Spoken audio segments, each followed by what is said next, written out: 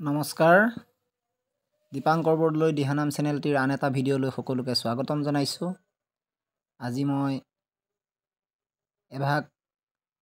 ভাগৱত পাঠ ব্যাখ্যাৰ অনুষ্ঠানত আছোঁ আৰু সেই পাঠভাগৰ অনুষ্ঠানত বৰ্তমানত চলি আছে পাৰিজাত হৰণৰ খণ্ড।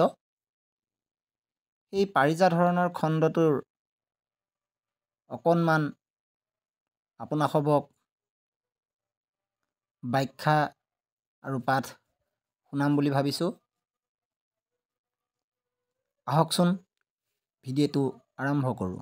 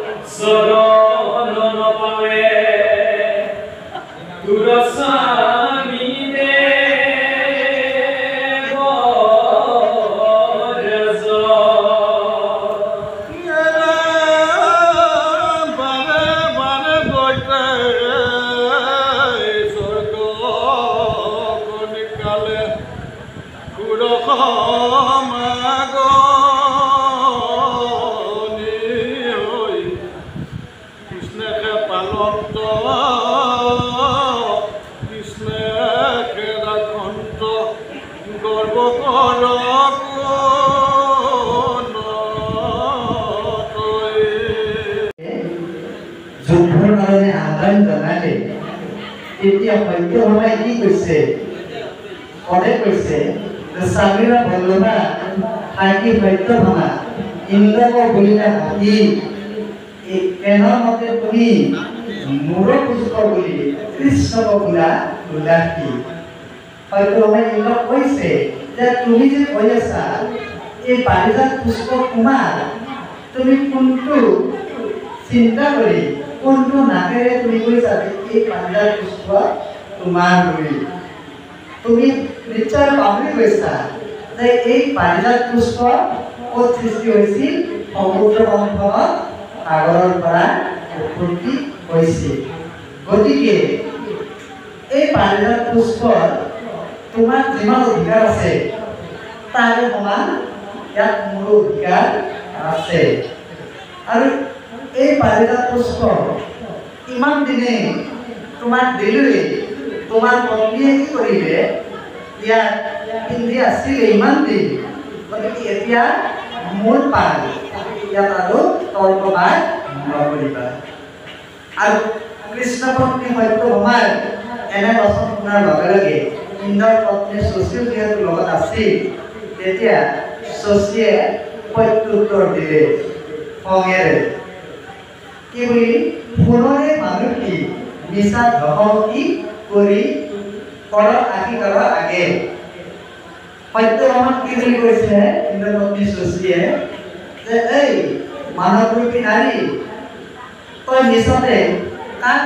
ইমান ডাঙৰ ডাঙৰকৈ ধমকি দিবলৈ আহিছ?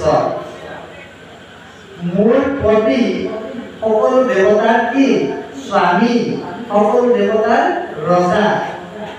আৰু মোৰ পত্নী মই পৰম সৌভাগ্যৱতী সুন্দৰী। গতিকে মোৰ যি পাৰিজাত পুষ্প, এই পাৰিজাত পুষ্প তই এজনী মানুহ হৈ, তই এগৰাকী মানৱৰূপী নাৰী হৈ পিন্ধিব বিচাৰিছ, এই কম কিন্তু কথা হোৱা নাই। আৰু এই কথা শুনি কৰিলে পদে কৈছে শুনি সত্যভামা হাতিয়া বুলন্ত মুখতো নালাগে লাজ, মুহুৰ স্বামীৰ চৰণ নপাৱে তোৰ স্বামী দেৱ ৰাজ। বাৰে বাৰে দৈত্য সৰ্বক নিকালে পুৰক মাগনি হৈ কৃষ্ণকে বালন্ত কৃষ্ণকে ৰাহন্ত গৰ্ব কৰ নমুই এতিয়া আকৌ সুশীল প্ৰশ্নৰ জবাব দিছে সত্যভামাই কি বুলি যে মোৰ কিন্তু এটা কথা আমি লাজ লাগিছে তোৰ গিৰিয়ে মানে তোমাৰ স্বামী দেৱতাসকলৰ গৰাকী দেৱতাসকলৰ ৰজা ঠিকেই কিন্তু তুমি চাগে পাহৰিছা যে তোমাৰ স্বামীয়ে যেতিয়া বিপদত পৰে অৰ্থাৎ তোমাৰ স্বামীক যেতিয়া দৈত্যই বিভিন্ন দৈত্যই বাধা যেতিয়া স্বৰ্গৰ সিংহাসনৰ পৰা যেতিয়া বঞ্চিত কৰে ৰজা সিংহাসনৰ পৰা যেতিয়া বঞ্চিত কৰে তেতিয়া তোমাৰ স্বামীক কিন্তু ৰক্ষা কৰা ব্যক্তিজন একমাত্ৰ মোৰ স্বামী গতিকে মই বুজি পোৱা নাই কোনখন মুখেৰে তুমি কৈ আছা যে কি তুমি দেৱতাৰ পত্নী আৰু তুমি দেৱী হ'লা মই কি ক'লো মানুহ হৈ গ'লো চোৱা মোৰ স্বামী ক'লো ভগৱন্ত কৃষ্ণ কি কৰে যাৰ চৰণ পংকজ ব্ৰহ্মা হ'লেও কি কৰে সেৱা কৰে গতিকে সেইজন স্বামীক এনে কথা কিন্তু মই সহ্য কৰিব পৰা নাই তাৰমানে ইয়াৰ জৰিয়তে আমি কি কৰিব লাগিব মই মাত্ৰ অহংকাৰ আমি কেতিয়াও কৰিব নালাগে আমি ঈশ্বৰৰ দান আমি ঈশ্বৰৰ নিমিত্ত মাত্ৰ সেইকাৰণে শাস্ত্ৰই কৈছে যে ভগৱন্তই দিও চাই আৰু নিও চাই গতিকে যেতিয়া মানুহ অহংকাৰী হয় তেনেহ'লে আমি সকলোৱে জানো তেনে অহংকাৰী লোকৰ পতন এদিন নিশ্চিত সেনেদৰে আমি ক্ৰোধ ৰাগ দম্ভ অহংকাৰ এই সকলো পৰিহাৰ কৰি সকলো জীৱ এই পৃথিৱীত সৃষ্টি হোৱা পুৰণ গজন ভ্ৰমণ চাৰিমুখী লোকে বিষ্ণুময় জ্ঞান কৰি আমি আগবাঢ়িব পাৰিলে আমাৰ হৰিভক্তি জীৱ বা আমাৰ মনুষ্য জনম সাৰ্থক হ'ব আমি মনুষ্য জনম সাৰ্থক কৰিবৰ কাৰণে ভাগৱত শাস্ত্ৰ ব্যাখ্যা শুনাৰ বা ইয়াক পাঠ কৰাৰ দৰকাৰ নাই এনেও কিছু ব্যক্তি আছে যিসকল ব্যক্তিয়ে কি ভাগৱতৰ এটা অক্ষৰ চিনি নাপায় তেওঁলোকেও মুক্তি পাইছে গতিকে আমি ভাগৱত কীৰ্তন নকৰিলেও ভাগৱত আমি নপঢ়িলেও ব্যাখ্যা নকৰিলেও আমি নিৰ্দিষ্ট কেইটামান নিয়ম যদি সদায় মানিছোঁ তেনেহ'লে আমাৰ মুক্তি অৱশ্যে